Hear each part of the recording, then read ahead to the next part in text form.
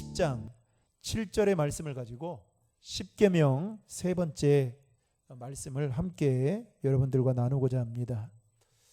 우리는 지금 출애굽기 20장에 나오는 십계명에 관한 말씀을 살펴보고 있는데요. 제1계명인 너는 나 외에 너나 신, 이렇게 짧게 이렇게 말할 수 있는데요. 너는 나 외에 다른 신들을 내게 두지 말라. 이게 1계명이죠. 이 1계명의 핵심은 세상의 그 무엇도 결코 하나님보다 먼저, 아니 최상의 자리에 두어서는 안 된다라는 것을 말하고 있습니다. 그리고 제2계명인 너를 위하여 새긴 우상을 만들지 말고 또 위로 하늘에 있는 것이나 아래로 땅에 있는 것이나 땅 아래 물속에 있는 것의 어떤 형상도 만들지 말며 그것들에게 절하지 말고 그것들을 섬기지 말라. 이게 제2계명인데요. 2계명의 핵심은 이런 겁니다. 하나님은 그 어떤 모양으로도 하나님을 형상화하지 말라고 말씀하셨습니다. 왜냐하면 그렇게 만들어진 하나님을 형상화시켜서 만들었던 그 신들이 결코 하나님의 어떤 성품이나 어떤 하나님의 속성이나 이런 것들이 그 안에 담겨져 있지 않기 때문에 그렇습니다. 그냥 우상에 불과하다라는 것이죠. 또한 이러한 행위는 전능하신 하나님을 이방 신들과 동급처럼 똑같이 여기게 만드는 불신앙적인 행위이기 때문에 하나님은 어떤 형상으로든지 우상을 만들어서는 안 된다라고 2계명을 통해서 말씀하셨습니다. 한마디로 하나님 외에는 다른 어떤 것도 경배받는 대상이 되어서는 안 된다라는 것입니다. 그리고 이어서 오늘 본문 말씀인 출애굽기 20장 7절의 말씀은 십계명 제3계명에 속한 내용인데요. 여러분 7절의 말씀을 다시 한번 화면을 통해 같이 읽겠습니다. 시작. 너는 내 하나님 여호와의 이름을 망령되게 부르지 말라. 여호와는 그의 이름을 망령되게 부르는 자를 죄 없다 하지 아니하리라. 아멘. 구약 성경에는 하나님의 이름이 여러 모양으로 나타나는데요. 여호와라는 이름이 약 6828회 정도 기록되어져 있습니다. 그 다음으로 가장 많이 나오는 것이 엘로힘이라는 이름인데요. 2600회 정도 나오고 있습니다. 그 밖에도 나 스스로 있는 자, 아도나이, 엘, 이런 여러 모양의 이름들이 성경에 나오는 것을 우리가 알 수 있습니다. 그런데 중요한 것은 하나님의 이름이 어떤 이름의 모양으로 나타나든 이스라엘 백성들에게 있어서는 그 이름 자체가 매우 중요한 의미를 가져다 주었다라는 것입니다. 특별히 그들은 이스라엘 백성들은 예배를 드릴 때 하나님의 이름을 부르며 예배를 드렸습니다. 하나님의 이름 안에서 피난처를 찾았고요. 또 그들은 여호와의 이름을 부르면서 성전을 짓기도 했습니다. 이처럼 이스라엘 백성들에게 있어서 하나님의 이름은 곧 하나님 자체였을 뿐만 아니라 하나님의 현존이자 실체이기도 했죠. 후대에 이 유대교에서는 이런 사상이 한층 강화되어 가지고 어떤 경우에서든지 인간이 하나님의 이름을 발음하지 않게 말하지 않도록 했다라는 것입니다. 왜 그런지 아십니까? 이 더러운 인간의 입으로 감히 거룩하신 하나님의 이름을 오르내릴 수 없다라는 생각을 유대교 사람들은 하고 있었기 때문이었습니다. 따라서 1년에 한 번 대속죄일에 대제사장이 이스라엘 백성들의 그 죄를 사해 줄 것을 요청하기 위해서 지성소에서 아주 작은 소리로 여호와 하나님이라는 이 대제사장이 부를 수 있는 그 시간들이 허락되어졌다라는 것이죠. 그만큼 이스라엘 백성들은 여호와 하나님 이름 자체를 거룩하고 존귀하게 여겼다라는 것입니다. 여러분, 뭐 그때만 그러겠습니까? 여러분들 자녀들을 이렇게 태어나서 그 자녀가 뱃속에 있을 때 자녀들의 이름을 짓기 위해서 그렇게 부모님들이 기도하면서 준비하잖아요. 예수 안 믿는 사람들은 장명소를 가서 돈을 주면서까지, 비싼 돈을 주면서까지 이름을 받아오고 그렇게 하잖아요. 왜 그렇습니까? 이름 자체가 귀하다라고 여기기 때문이죠. 이스라엘 백성들에게도 동일한 마음이 있었습니다. 그런데 오늘 본문을 보면 하나님께서 이스라엘 백성들에게 여호와의 이름을 뭐 하지 말라고요? 망령되이 부르지 말라고 말씀하고 있습니다. 자, 그렇다면 이 망령되이라는 이 단어는 히브리어로 라사예라는 단어인데요. 이 단어는 부정접두어 라와 그리고 샤예라는 명사의 합성어로 만들어진, 그러니까 이 샤예라는 뜻은 무질서한 것, 소모하는 것, 이런 의미가 담겨져 있는데 강조 부정어인 라가 만나게 되면서 단어가 어떻게 바뀌느냐? 헛되게, 쓸데없이, 함부로 라는 의미로 바뀌어 사용되고 있다라는 겁니다. 영어로는 미스유스라는 이 단어로 풀어 쓰고 있는데요.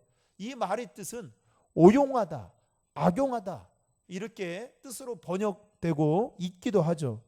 또한 본문에서 부르다라는 이 단어는 히브리어로 라사라는 동사인데요. 이 말의 뜻은 사용하다, 적용하다 이런 의미를 가지고 있습니다.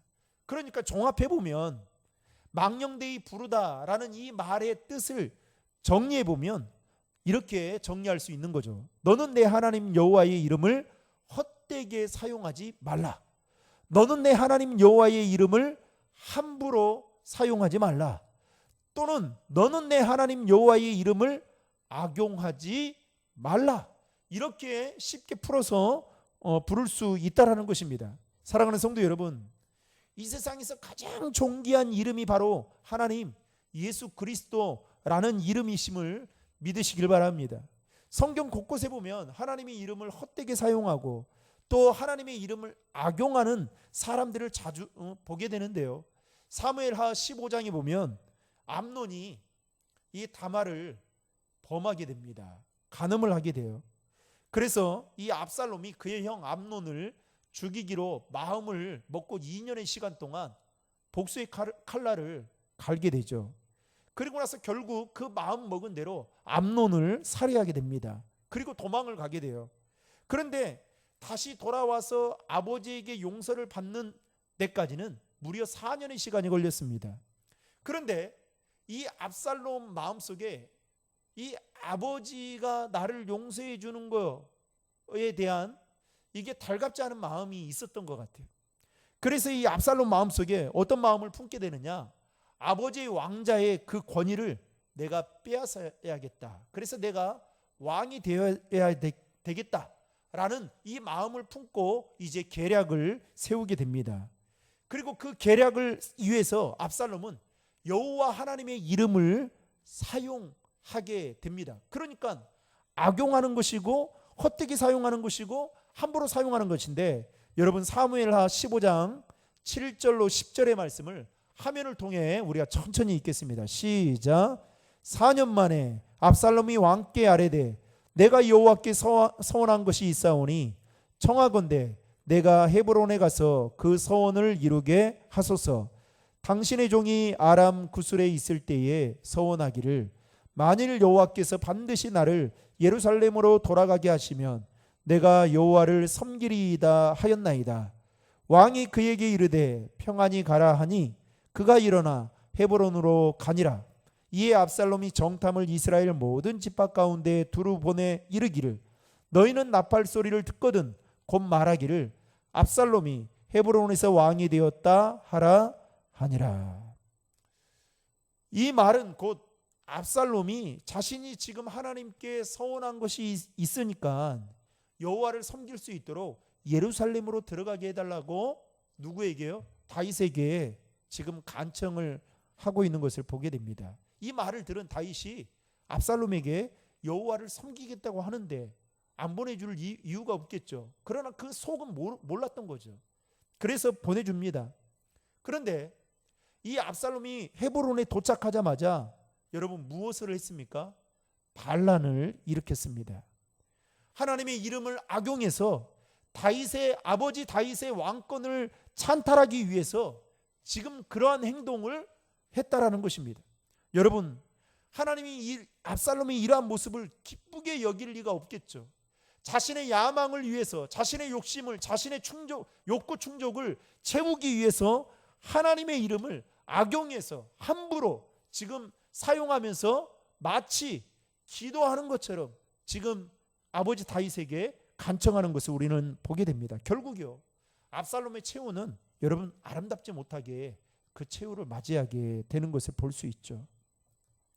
또 다니엘서에 보면 욥의 세 친구였던 엘리바스와 빌닷과 소발이 욥의 고난을 보고 찾아와서 이루는커녕 하나님의 이름으로 욥을 정죄하고 욥의 회개를 촉구하는 모습이 나오기도 합니다. 그러니까 하나님의 이름으로 와가지고 정죄하고, 야, 네가 지금 이렇게 엄청난 고난을 받고 있는 것은 네가 지은 죄 때문이야 라고 하면서 하나님의 이름을 거들먹거리면서 말을 하는 거예요. 여러분, 예수 안 믿는 사람들이 예수 믿는 사람들에게 간혹 이런 말을 하죠. 아니, 예수 믿는다고 하면서 이럴 수 있냐고. 그러면 여러분 어떤 생각이 듭니까? 내가 너무 지나쳤는가 보구나. 그리고 어떻게 해요? 마치 싸움을 하다가 싸움하는 상대편이 부모님의 이름을 거들먹거리면서 부모의 이름을 막 함부로 할 때 어떻게 해요? 화가 나지 않는 사람은 없겠죠. 마찬가지로 예수 믿는 우리들에게, 믿지 않는 사람들이 하나님이라는 이 이름을 거들먹거리면서 빈정상하게 만드는다면 어떻게 해요? 우리도 화가 나겠죠. 그런데 이 욥의 세 친구나 압살롬은 마치 거룩하시고 존귀하신 그 하나님의 이름을 함부로 악용해서, 오용해서 그렇게 사용하고 있다라는 것입니다. 이것이 바로 여호와의 이름을 망령되이 일컬어서 부르고 있는 모습이라 할 수 있습니다. 여러분, 성경에서만 있는 게 아닙니다. 세계 교회사를 보면 이 유럽 군대는 예루살렘을 탈환하기 위해서 벌인 이 십자군 전쟁에서요, 자신들의 이름을 십자군이라고 정의하고 하나님의 이름으로 말할 수 없는 그야말로 참혹한 살인과 침탈을 벌였습니다. 그리고 카톨릭 지도자들은요, 아무도 죄 없는 그 여인들을 하나님의 이름으로 마녀 사냥을 스스럼 없이 벌이기도 했던 그런 역사가 있습니다. 또 대영 제국이라 불렸던 그 영국도 한 손에는 성경을 들고 한 손에는 칼을 들면서 아프리카와 인도 땅을 무차별 짓밟은 그런 사건들이 있습니다. 그러니까 다 어떻게 해요? 하나님의 이름을 지금 사용하면서 그렇게 자신들의 그 욕구 충족을 위해 지금 나아가고 있다는 것이죠. 이처럼 수많은 성경에든 아니면 수많은 교회사 속에서든 많은 그리스도인들이 하나님의 이름을 헛되이 또는 함부로 부르는 등 악용하는 사례들이 수없이 많았던 것을 볼 수 있습니다. 옛날에 여러분 무슨 정치적으로 무슨 그 그룹에서 그 죄를 뭐 지었었잖아요. 그 옷 관련돼 가지고. 그래서 믿는 사람들이 늘 이 청문회 자리나 어떤 재판 과정에 와서 하는 이야기가 뭡니까? 양심에 손을 얹고 나는 예수 믿는 자로서 하나님의 이름으로 나는 맹세한다, 이런 말을 많이 하잖아요. 근데 나중에 보면 어떻게 돼요? 그게 진짜보다도 거짓이 더 많았던 것을 알 수가 있습니다. 차라리 말하지 말지 왜 그렇게 이야기를 할까라는 생각도 해보게 되죠. 그런데 여러분, 문제는요, 그때나 지금이나 여러분 우리가 살고 있는 이 시대도 별반 다르지 않다라는 겁니다. 요즘에도 기독교라는 이름을 팔아서요, 돈벌이 사업 등을 목적으로 하는 일들이 참 많습니다. 스스로를 자신이 예수라고 말하면서 또 예수의 이름을 욕되게 하는 일들이 지금 우리가 살고 있는 이 땅에 비일비재히 일어나고 있습니다. 여러분, 존귀하고 거룩하신 여호와 하나님의 이름을 망령되게 부르지 않는 출발점은요, 그 이름을 가려서 구별하여 바르게 사용하는 것입니다. 다시 말하면 하나님의 이름에 대한 이 경외의 태도를 가져야 된다라는 것입니다. 마치 자식이 부모의 이름을 늘 조심히 불러야 되듯이 믿는 우리들도 하나님의 이름을 부를 때에는 그 사랑과 존경의 마음을 담아서 부르는 이 정성이 우리 안에 있어야 된다라는 것입니다. 그렇다면 구체적으로 우리의 삶의 현장에서 하나님의 이름을 망령되게 부르지 않기 위해서 두 가지를 조심해야 되는데, 첫 번째는 하나님의 이름으로 거짓 맹세를 하거나 거짓 증언을 해서는 안 된다라는 겁니다. 거짓 맹세, 아까 말한 대로 거짓 증언하면 안 된다는 것. 두 번째는 하나님의 이름을 미신적으로 사용해서는 안 된다라는 것입니다. 레위기서 19장 12절에 보면요, 화면을 통해 같이 읽겠습니다. 너희는 내 이름으로 거짓 맹세함으로 내 하나님의 이름을 욕되게 하지 말라. 나는 여호와이니라.